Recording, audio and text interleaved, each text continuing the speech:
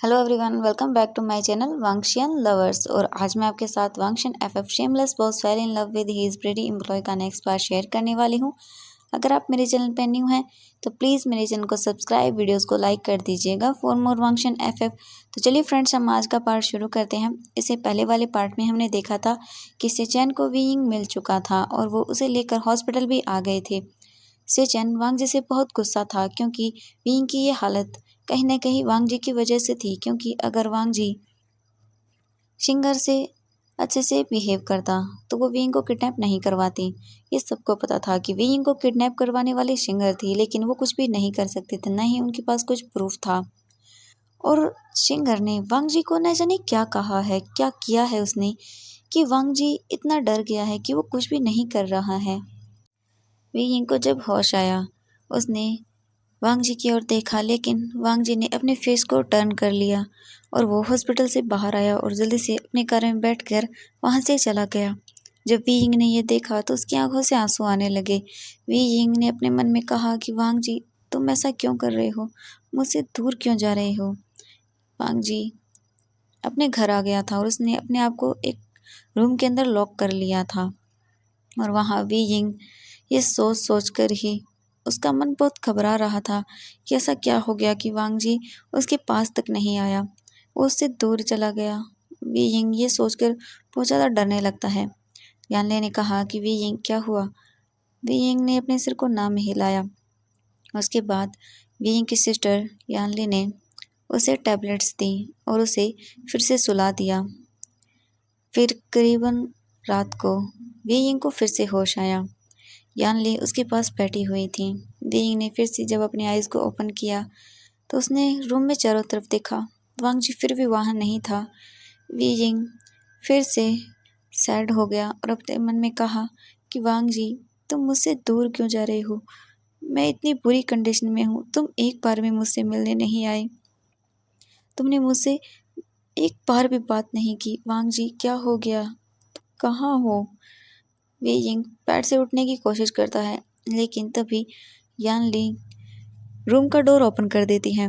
वो we Ying को उठता हुआ देखकर भागकर उसके पास आई और उसने कहा, वी यिंग क्या कर रहे हो तुम, तुम्हारा दिमाग खराब है, चलो वापस से लेट जाओ।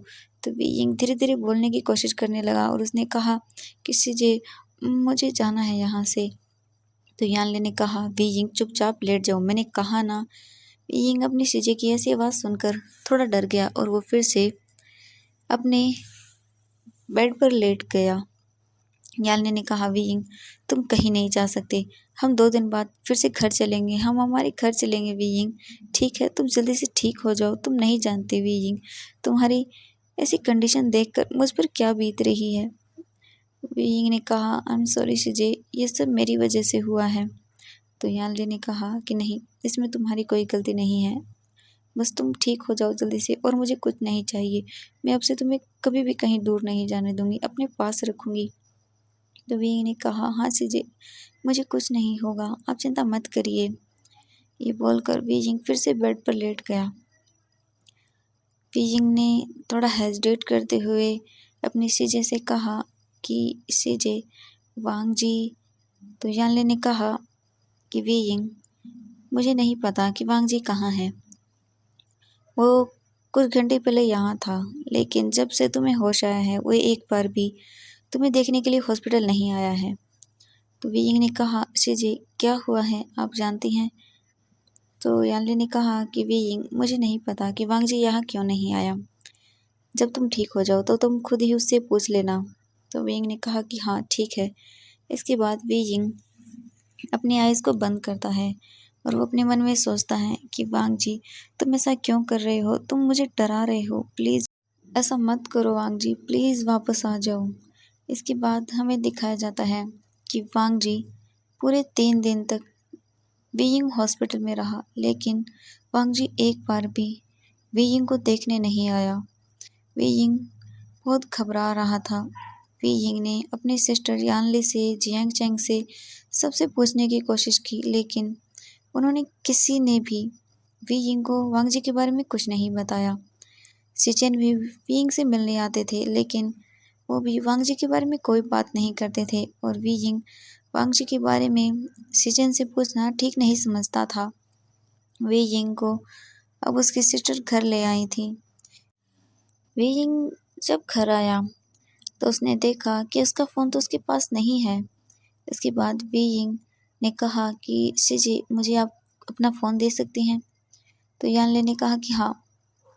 वी यिंग ने यानली का फ़ोन लिया और वो अपने रूम के अंदर चला गया। वी यिंग ने अपने रूम को बंद किया और जल्दी से वांगजी को कॉल किया, लेकिन वांगजी का फ़ोन तो मिल ही नहीं रहा था। वी यिंग बार बार वांगजी का कॉल करता रहा, लेकिन वांगजी का फ़ोन मिला ही नहीं। वी यिंग ये देखकर और भी ज़्यादा घबराने लगा। वी यिंग अपने रूम से बाहर आया और वो जैसे ही गेट के पास पहुंचा तो यानले ने कहा, वी यिंग कहाँ जा रहे हो तुम? तो वी यिंग ने कहा कि सीजे, मुझे कुछ काम है, मैं बाद में आ जाऊंगा। तो यानले ने कहा कि ठीक है, लेकिन तुम अपना ध्यान रखना। तो वी यिंग ने कहा कि हाँ सीजे, मैं अपना ध्यान रखूंगा, आप चिंता मत कीजिए।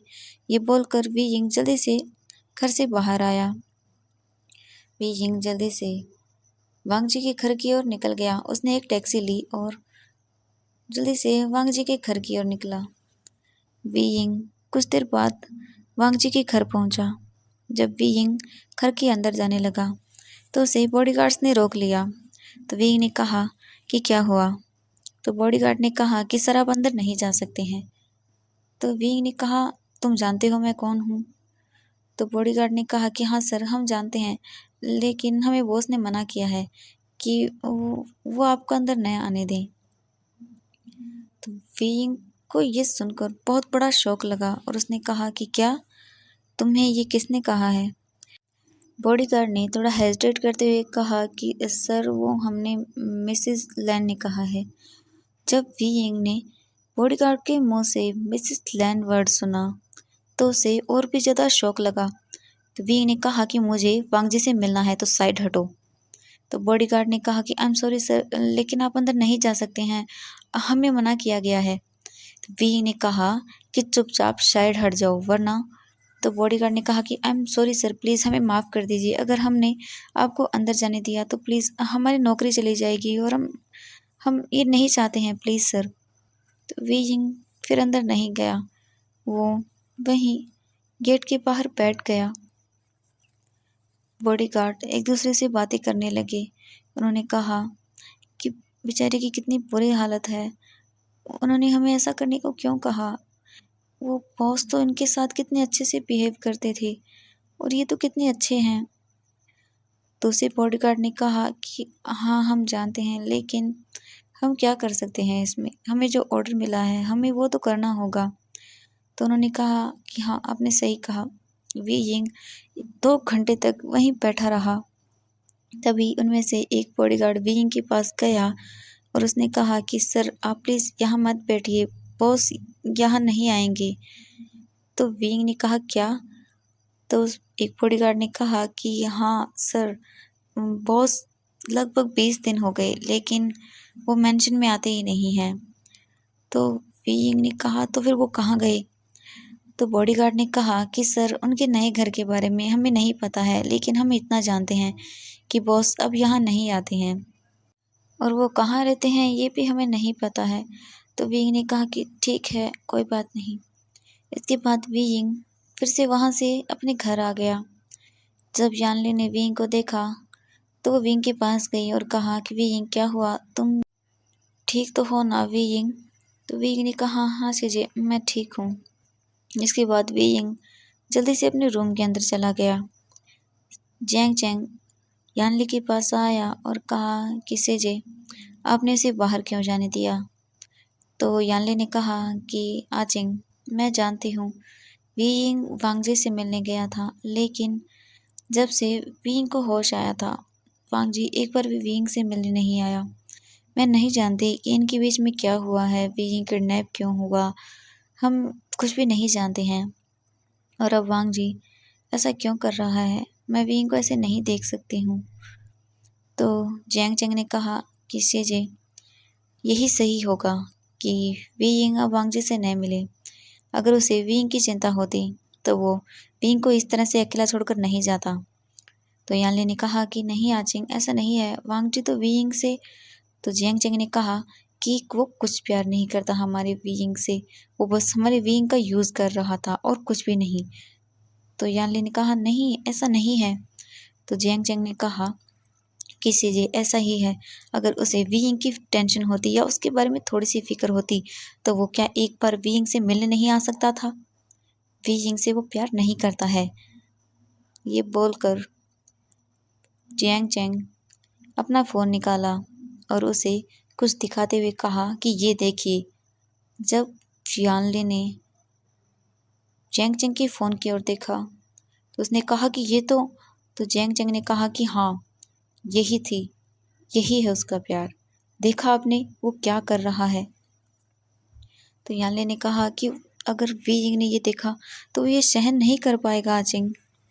तो जियांग चैंग ने कहा हाँ, मैं जानता हूँ, इसीलिए मैंने वी यिंग को फ़ोन नहीं दिया था। लेकिन अगर वी यिंग ने कहीं से भी ये देख लिया तो उसे संभालना मुश्किल होगा और हमें डॉक्टर ने कहा था कि हम उसे अभी स्ट्रेस नहीं दे सकते हैं, उसे आराम करना होगा। तो यानले ने कहा कि हाँ, तुमने ठीक कहा, तुम ध्यान रखना कि वी यिंग के सामने ये सब चीज़ें न आए।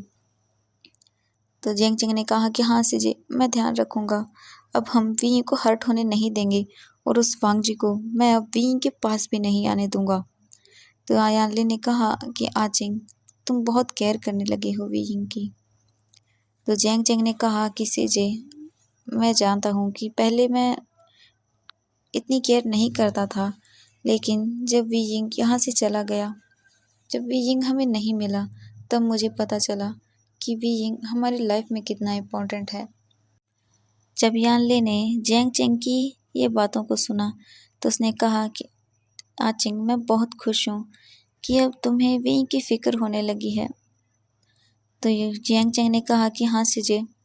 इसके बाद यानली ने डिनर बनाया।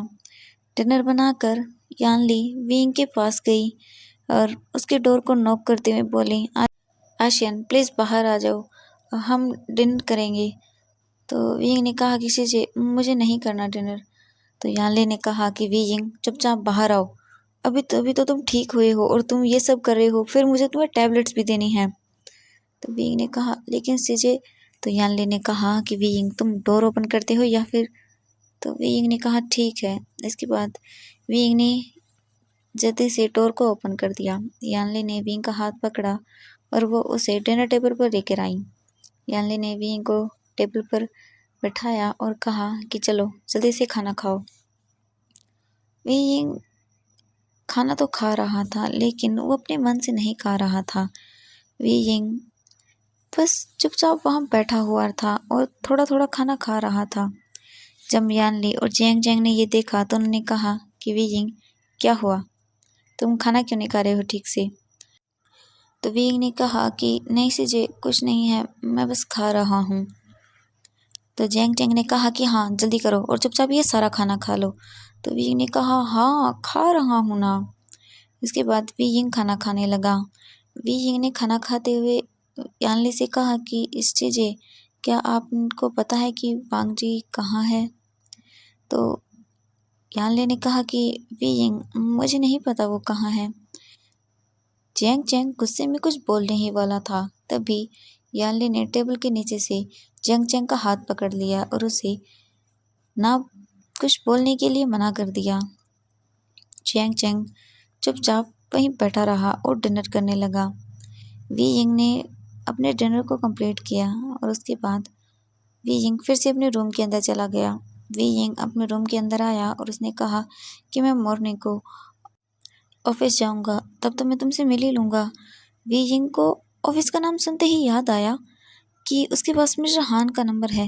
वी यिंग ने जल्दी से अपने फ़ोन को देखा तो उसे याद आया कि उसके पास तो फ़ोन ही नहीं है। इसके बाद वी यिंग अपने रूम से बाहर आया और उसने देखा कि सब लोग अपने रूम के अंदर चले गए हैं। वी यिंग घर से बाहर आया। जल्दी से वो एक शॉप में गया और अपने लिए एक फ़ोन लेकर वापस से अपने घर आ गया। वी यिंग अपने घर आया और उसने जल्दी से अपने रूम को लॉक किया और मिस्टर हान का नंबर डायल किया। मिस्टर हान ने कॉल को पिक किया। वी यिंग ने जल्दी से उनसे पूछा कि मिस्टर हान, वांग जी कहाँ है। तो मिस्टर हान ने कहा कि सर हमें नहीं पता है कि बॉस कहाँ है, वो हमें कभी भी नहीं बताते हैं कि वो कहाँ हैं। तो वी यिंग ने कहा कि ठीक है, और वी यिंग ने फ़ोन को कट कर दिया। तभी मिस्टर हान ने कहा कि I am sorry Wei Ying, मुझे ये बोलना पड़ा, लेकिन मैं नहीं जानता कि उन्हें क्या हो गया है और वो इस तरह से बिहेव क्यों कर रहे हैं। आई होप कि तुम्हारे और बॉस के बीच में सब ठीक हो जाए। जब से तुम गए हो वो बहुत बदल गए हैं, न जाने उन्होंने अपना क्या हाल बना लिया है। वो पूरा दिन बस काम ही करते रहते हैं और इसके बाद वो कुछ नहीं बोले।